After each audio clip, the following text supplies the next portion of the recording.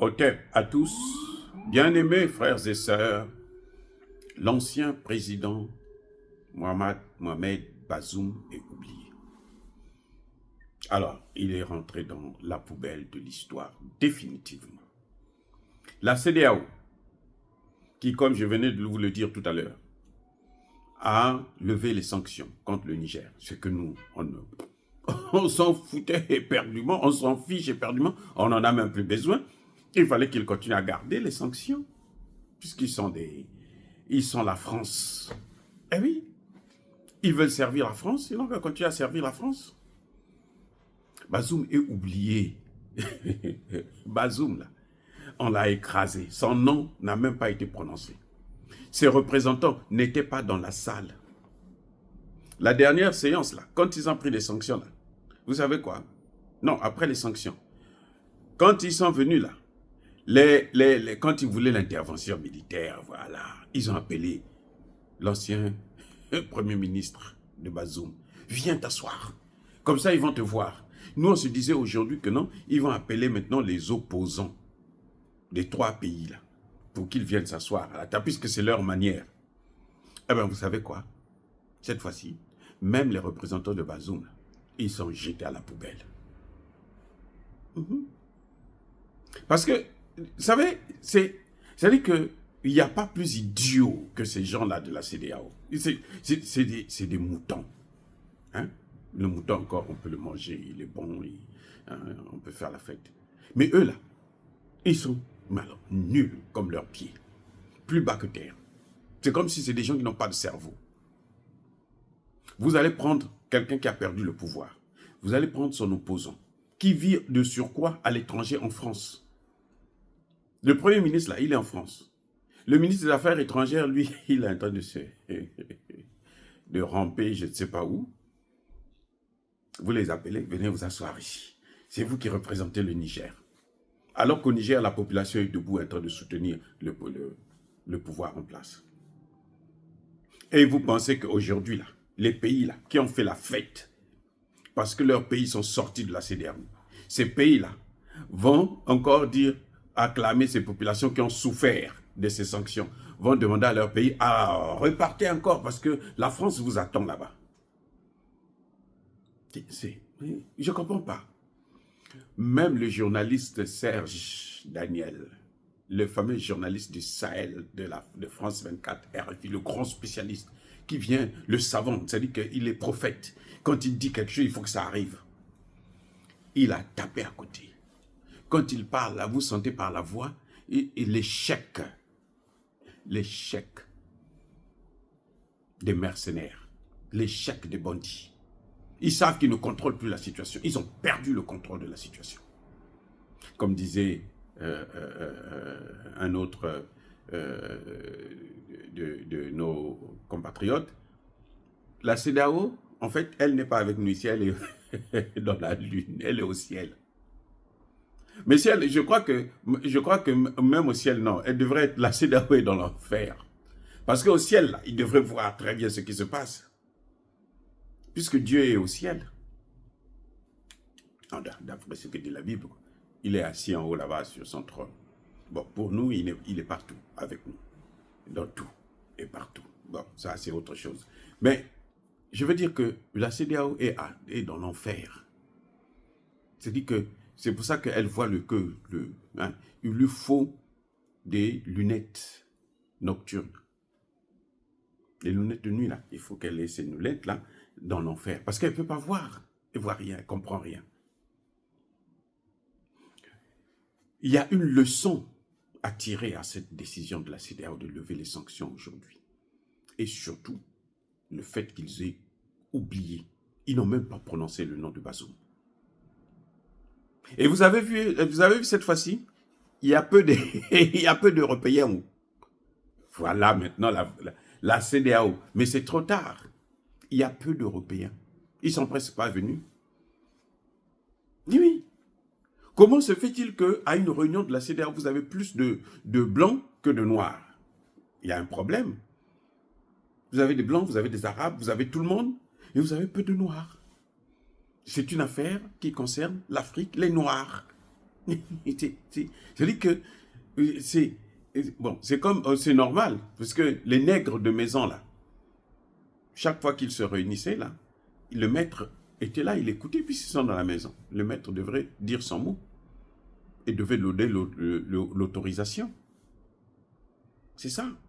Les nègres de salon, comme disait notre frère, le président Traoré. Nègre de salon. Comme lui, il mange les miettes de pain, là, il pense que lui, il est mieux que la souris. Alors que lui et la souris, les miettes, là, en fait, c'est pour la souris. C'est parce qu'il est plus gros que c'est lui qui prend ses miettes. Bref, il y a une leçon très importante que nous devrons tous retenir. Bien-aimés frères et sœurs, retenons cette leçon. Bazoum les a servis. Bazoum était utile pour eux, pour reconquérir le Sahel, pour récupérer le Sahel, pour redominer le Sahel, pour recoloniser le Sahel. Bazoum était la pièce maîtresse. Et vous savez quoi? Bazoum n'est plus nécessaire. Parce que là où on en est là, c'est maintenant une autre étape où on n'a plus besoin de quelqu'un. On a besoin de les ramener. On ne va pas les ramener avec l'ennemi. On ne va pas les ramener avec celui qu'ils ont combattu pour en arriver là. On ne peut plus le faire. C'est comme s'ils appelaient les terroristes pour venir pour négocier avec le Niger, le Nigeria. Et plutôt, voilà, le Niger, le Mali et le Burkina. C'est ça.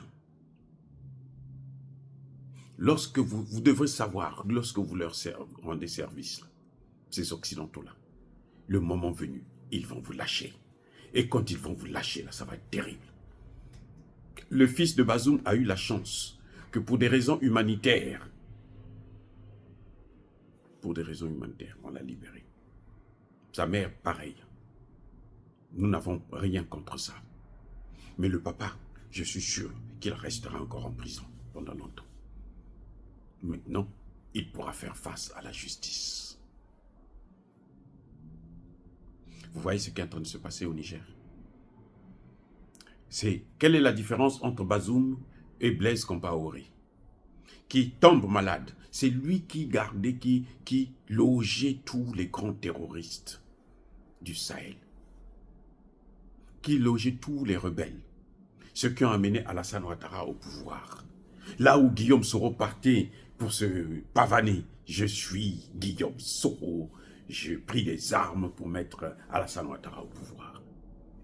C'était Blaise Compaoré. Aujourd'hui, Blaise Compaoré est malade. Il veut se faire soigner en France. La France lui refuse le visa. Oui. Aujourd'hui, il ne parle plus d'intervention militaire. On demande maintenant au général de l'armée nigérienne d'expliquer au général Tchani que non, c'est pas nous, c'est pas le Niger, c'est pas le Nigeria plutôt, c'est la France, c'est Alassane Ouattara. Le même Alassane Ouattara qui a boycotté le processus d'aller vers une monnaie commune. Les pays, s'ils étaient déjà rentrés dans la monnaie commune, là, ces choses-là ne seraient peut-être pas arrivées. Peut-être pas. Je ne parle pas de la monnaie commune d'Alassane Ouattara et Macron, non. Le vrai écho, qui ne serait pas un nom déguisé du franc CFA. S'ils avaient fait ça, ça allait être autre chose. On allait parler autrement aujourd'hui. Donc, que les dirigeants de la CEDEAO puissent tirer les leçons, parce qu'ils sont quand même sur 15, il y en a 3 qui sont partis, ils sont restés 12. Et il y a la Mauritanie qui frappe à la porte. Ils sont là. Qu'ils tirent les leçons. Qu'ils tirent les leçons. Et je l'espère. Et qu'ils apprennent à respecter les textes. Pour ne pas que les autres qui sont restés là puissent suivre la même voie.